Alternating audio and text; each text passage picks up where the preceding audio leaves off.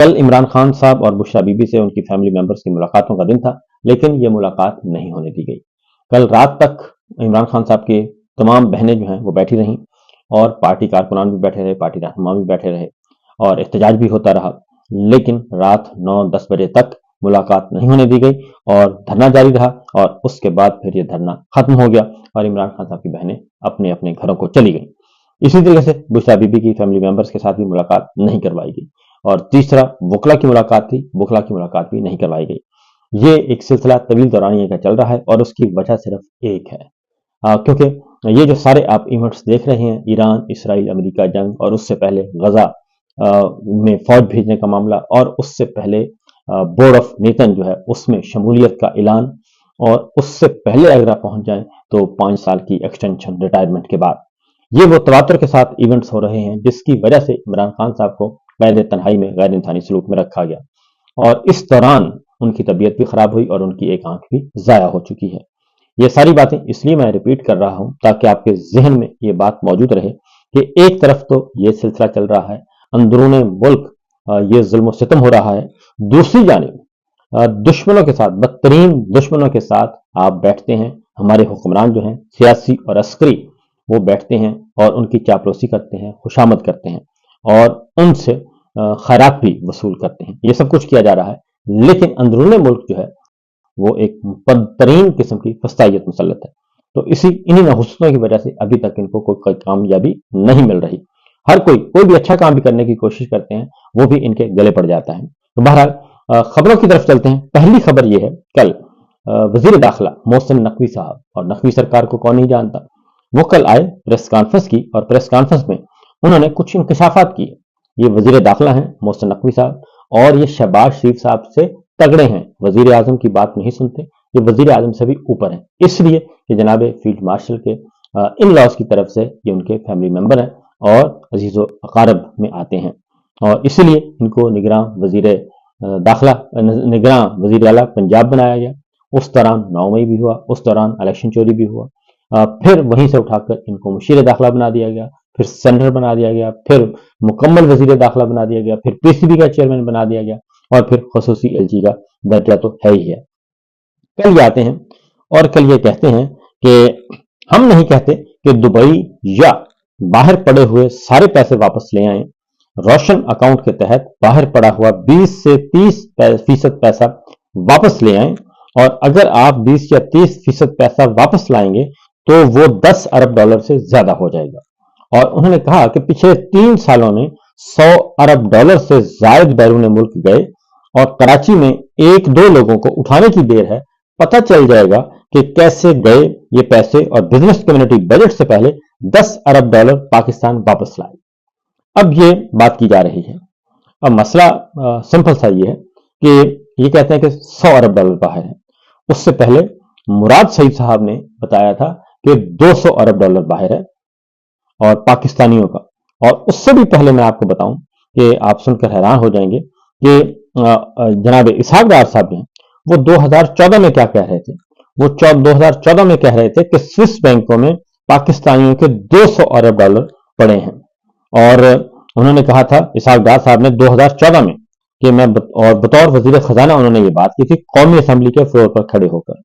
और उसके साथ साथ स्विस हुकूमत खत लिख रही थी गवर्नमेंट ऑफ पाकिस्तान को, बार बार खत लिखे कि जनाब आपके पैसे पड़े हैं, पाकिस्तानियों के पैसे पड़े हैं और ये बेनामी अकाउंट है और इनको आप वापस लेना चाहें तो हम आपको वापस करने के लिए तैयार हैं। फिर एक मशहूर मारूफ केस चला था आसिफ अली जरदारी साहब का और मोहतरमा बेनजीर भुट्टो के खिलाफ एसटीएस कोटकना केस, और उसमें स्विस बैंकों में पैसे जो पड़े थे वो भी शामिल थे जो जरदारी साहब और मोहतरमा के थे। और लेकिन सुप्रीम कोर्ट ने ऑर्डर किया, वो पैसे वापस नहीं किए, वो खत नहीं लिखा था गिलानी साहब ने, बल्कि नाअहली कबूल कर ली थी, खत नहीं लिखा था। लिहाजा वो उसके बाद फिर जब उनको फारिग किया गया तो राजा परवेज अशरफ साहब आ गए वजीर आजम। उसके बाद सुप्रीम कोर्ट में यह इंकशाफ हुआ कुछ अरसे के बाद कि हमने एक हाथ खत लिखा और दूसरे हाथ खत एक और लिख दिया खुफिया कि जनाब वो जो पहला खत लिखा है उसको आप तसव्वुर ना करें, इस खत को कंसीडर करें। और उसमें पाकिस्तान ने यह कहा कि हमने ये पैसे नहीं लेने और पाकिस्तान को ये पैसे मिल रहे थे। तो इसलिए मैं बता रहा हूं کہ یہ جو नकवी साहब हैं, मोहसिन नकवी साहब, ये चूरन पता नहीं कौन सा बेच रहे हैं, इनकी कोई प्रायोरिटी नहीं है। ये कभी भी हमारी, अब साबित हो गया है कि जिनके पैसे, जिनको सजाएं हुई, जनाब नवाज शरीफ साहब को सजा हुई, मरियम साहबा को सजा हुई, और वो सजा इसलिए हुई थी, आसिफ अली जरदारी साहब को फंसे हुए थे, मोहतरमा बेनजीर आ गई थी, उनके खिलाफ फैसले आ गए थे, लेकिन उनके साथ भी एनआरओ किया परवेज मुशर्रफ साहब ने, जनरल मुशर्रफ साहब ने एनआरओ किया और उनके साथ भी मामला तय किए। फिर वो केस जो है वो दब गया और उसके बाद रिमांड हुआ। रिमांड होने के बाद वो दफन हो गया और फिर वही हमने देखा कि स्विस बैंकों से बक्से जो हैं वो उठा के रिकॉर्ड गायब किया जा रहा है और वो पैसे आज तक वापस नहीं आए और वो पैसे वापस जिनके थे उन्हीं को मिल गए। और वो जरदारी साहब उसके बाद एक दफा नहीं 2 दफा सदर बने। पहली दफा 5 साल पूरे किए और अब फिर सदर ममलिकत हैं और उनकी हुकूमत को बार बार उनकी पार्टी को हुकूमत भी दी गई। मुशर्रफ साहब ने ये एनआरओ किया था। दूसरा, अब जो है नवाज शरीफ साहब को भी सजा हो गई थी पनामा केसेस में और वो भी इसलिए हुई थी कि प्रॉपर्टी आपकी बाहर पड़ी। मैं आपको पूरे वसूख से कह रहा हूं कि वो भी डील करने के लिए तैयार थे, वो भी प्ली बार्गेन करने के लिए तैयार थे, वो भी पैसे देने के लिए तैयार थे और उसके बदले में वो जेल से निकलते। लेकिन इमरान खान साहब के को सपोर्ट किसी ने नहीं किया। उस वक्त जनरल बाजवा साहब एंड कंपनी ने सपोर्ट नहीं किया और उनके साथ मामला तय किए और उनको जेल से निकाला और बाहर भेज दिया और प्लेटलेट्स गिरा के। तो अगर वाकईतन हमारी मिलिट्री लीडरशिप, हमारी मिलिट्री स्टैब्लिशमेंट वाकईतन सीरियस होती कि जनाब बिल्कुल ठीक है, हमने करप्ट लोगों को नहीं आगे लाना और मनी लॉन्ड्रिंग जिन्होंने की है, जो बाहर पैसे लेके गए हैं, उनको हमने फिक्स करना है, उनसे छुटकारा हासिल करना है, तो कब का हो चुका होता। लेकिन नवाज शरीफ साहब, वही नवाज शरीफ साहब जो अदालत से 50 रुपए की श्योरिटी बॉन्ड पे, 50 रुपए के स्टाम्प पेपर पे उनको बाहर भेजा गया प्लेटलेट्स गिरा के और वो कारपेट पे उनको वापस लिया गया। और उनके साथ अब वही बात है कि फॉर्म 47 तकसीम हो रहा है और इधर हम इधर तुम, मैंने आपको बनाया आप मुझे बताएंगे, मैं आपको बचाऊंगा आप मुझे बचाएंगे, ये चल रहा है। इसलिए मैं मोहसिन नकवी साहब से बड़ी मादरत के साथ कहूंगा कि जनाब कौन से आप 100 अरब डॉलर की बात करते हैं और कौन से कहते हैं कि आप वापस ले आए। तो अब ये कहते हैं 100 अरब डॉलर हैं तो इसलिए वो वापस ले आए और 10-12 अरब डॉलर, ज्यादा नहीं, 10-12 अरब डॉलर ले आए। 10% आएगा तो 10 अरब डॉलर है, 30% आएगा तो 30 अरब डॉलर है, तो वो वापस ले आए और ताकि मामला हल हो। और ये बातें क्यों की जा रही हैं, क्योंकि दूसरी फिर एक और खबर है और वह है कि कराची में 6 से 7 बड़े अहम ग्रुप्स हैं और ये मोहसिन नकवी साहब ने कहा है कि कराची में 6-7 बड़े अहम ग्रुप्स की ट्रांजैक्शन पकड़ी गई है, इनके साथ कोई रियायत नहीं होगी। इन हालात में भी कोई पैसा इस तरह से बाहर भिजवाता है तो वो माफी का हकदार नहीं। अब अगेन मैं कहूंगा कि भाई आप लोग तो खुद, मोहसिन नकवी साहब क्योंकि फील्ड मार्शल के बहुत करीब हैं और ये इसका मामला कुछ और है, क्योंकि ये क्यों कराची की तरफ है, तो भाई गुजरांवाला से जो पैसे जा रहे हैं और गुजरांवाला के जो 2-3 मनी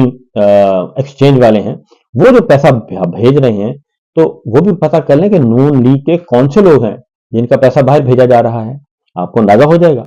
और फिर लाहौर के लोग भी हैं, इस्लामाबाद में भी हैं, वो जो पैसा बाहर भेजते हैं उनको भी देख लेना चाहिए वो किस किस का पैसा भेज रहे हैं। रावलपिंडी के मनी एक्सचेंज वाले हैं, मनी चेंजर हैं, वो पैसे भेज रहे हैं, बड़े बड़े ग्रुप्स हैं,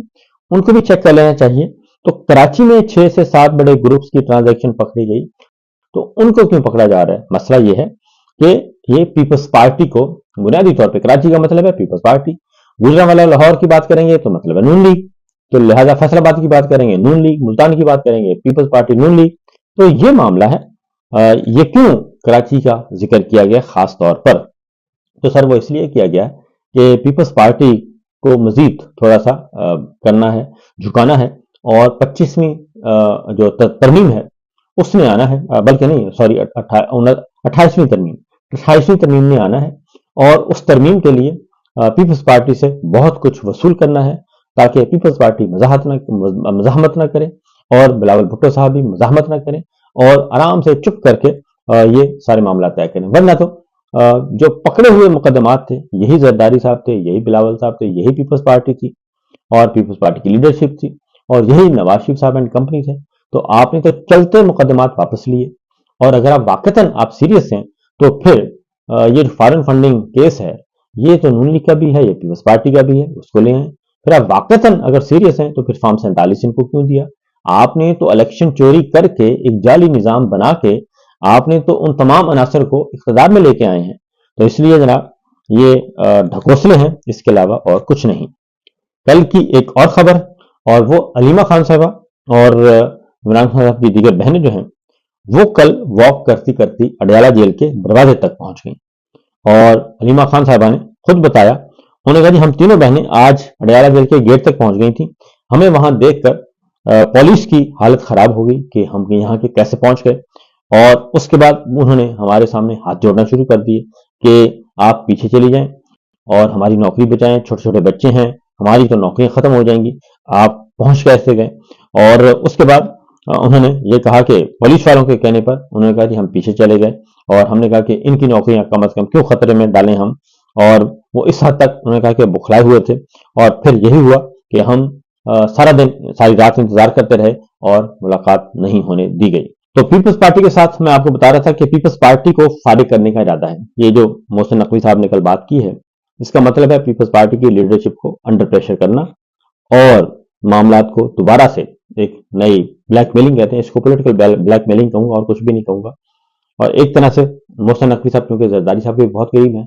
انہوں نے کہا کہ یہ بات میں اگر ویسے کنوے کروں گا جا کے زرداری صاحب کو تو پنڈی والے ناراض ہو جائیں گے،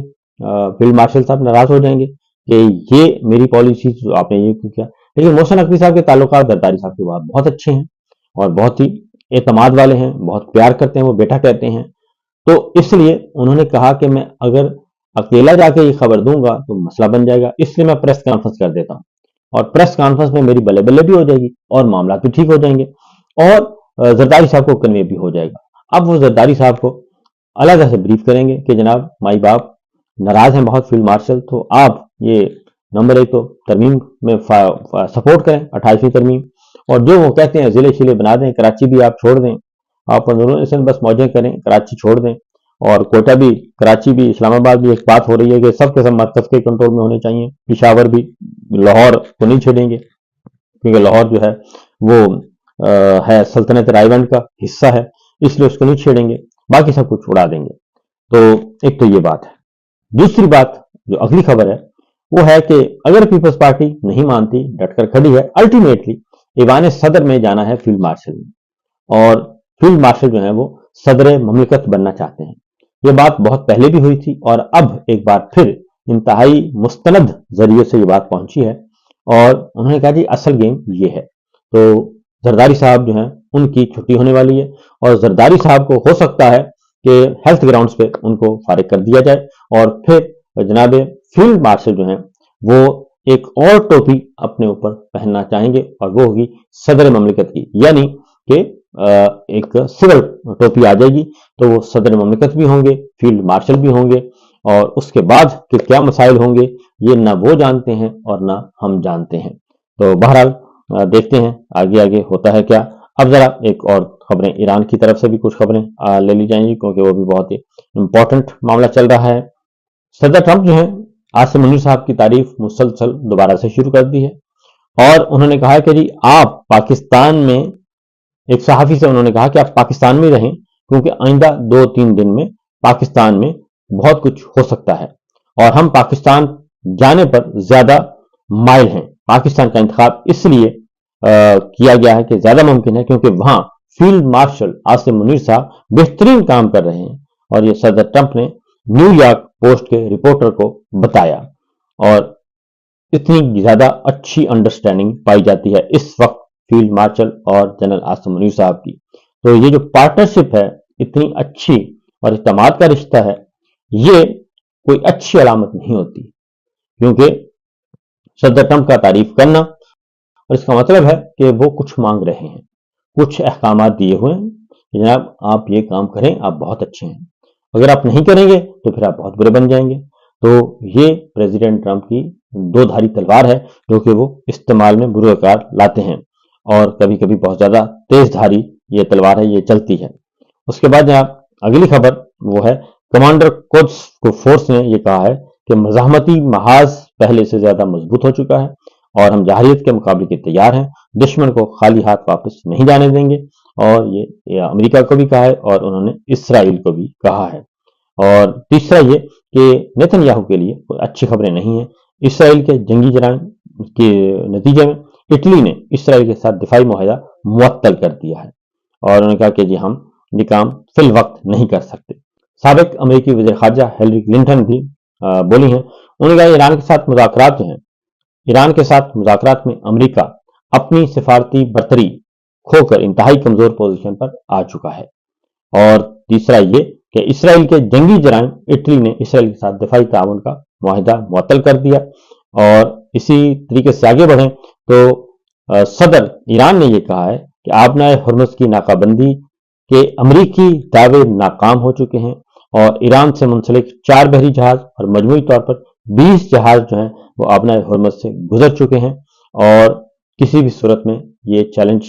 हमें कबूल है। उन्होंने कहा कि अगर ये बंद करने की कोशिश की गई, नाकाबंदी की कोशिश की गई, तो हम मौजूद हैं और हम ये काम जरूर करेंगे और इससे पीछे नहीं हटेंगे। फिल वक्त इतना ही, इजाजत दीजिए, अल्लाह हाफिज।